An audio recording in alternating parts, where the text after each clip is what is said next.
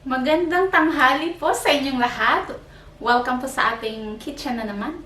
Ngayon na magluluto po ako ng Thai style na crab rice. So, masarap po siya lalo na sa tanghalian at lalo na kung may kapareha siyang spring roll o lumpia sa atin. Sana po mag-enjoy po kayo sa panonood sa aking channel at sa mga nanonood po, maraming salamat sa inyo. Ipapakita ko na po sa inyo kung paano ko po niluluto yung aking recipe.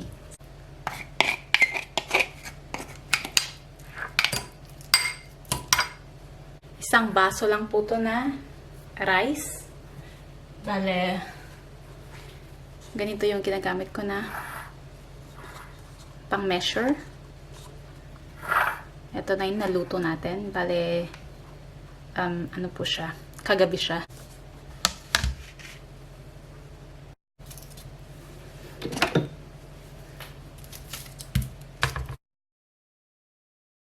Ang ating sekreto po sa pagluluto nito ay ang paggamit natin ng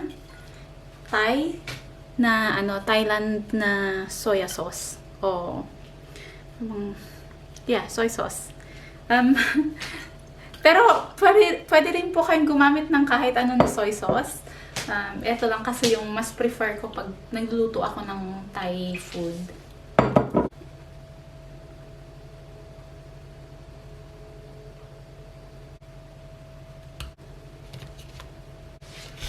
Tatlong itlog. Ayan. So, hiwa-hiwain lang po natin yung mga spices natin.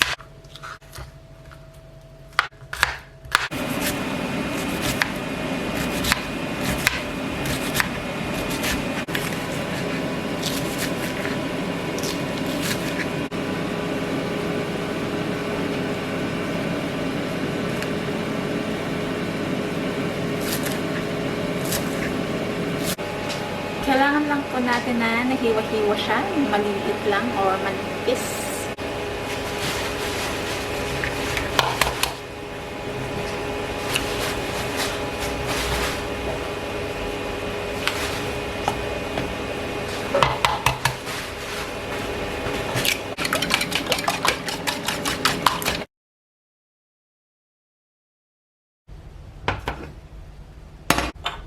Mantika. Bale, konti lang.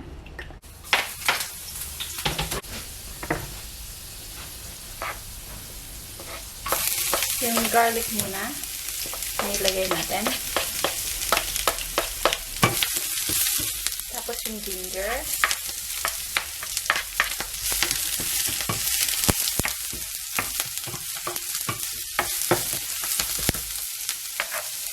Onion.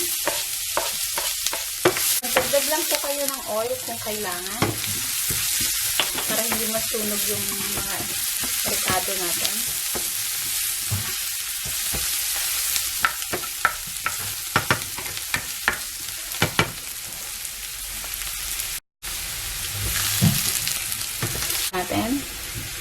Lagay lang natin siya.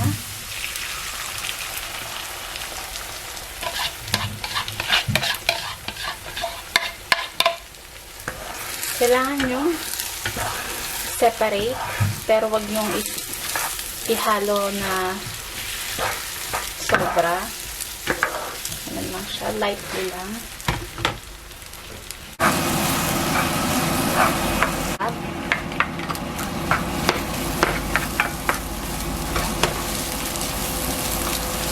Bale, iahon nyo lang po yung palayok ninyo. Pwede na natin ilagay yung pepper natin. Black pepper ang gamit ko.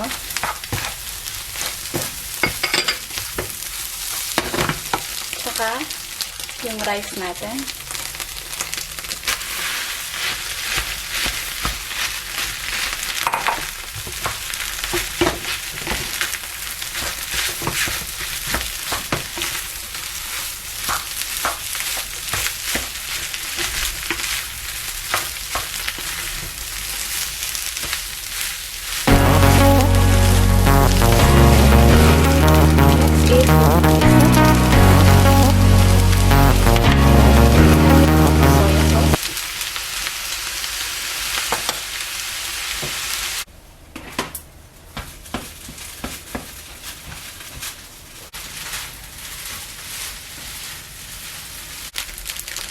Lagay na po natin yung mga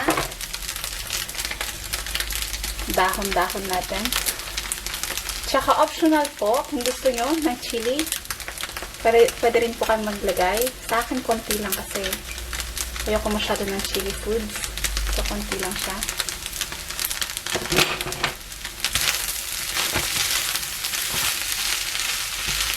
Ayan, at least ano lang siya, 1 minute nyo lang nalutuin. Tapos ready na, para mas masarap kung mas fresh yung mga vegetable natin.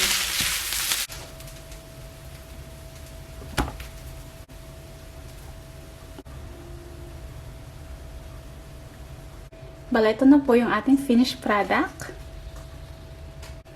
Masarap din po siyang kasama ang ating samosa. Yan lang siya. Yan po, tapos na po ang ating pagluluto. Sana po itry niyo po siya, nalutuin. At sana nag-enjoy kayo. Next time, gagawin po natin ang ating samosa. So, abangan niyo po yun. Try na natin. Yan na po siya.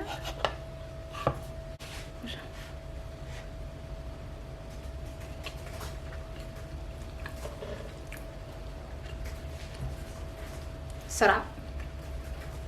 So, salamat po sa panonood. Next time ulit magkita-kita po tayo dito. Bye!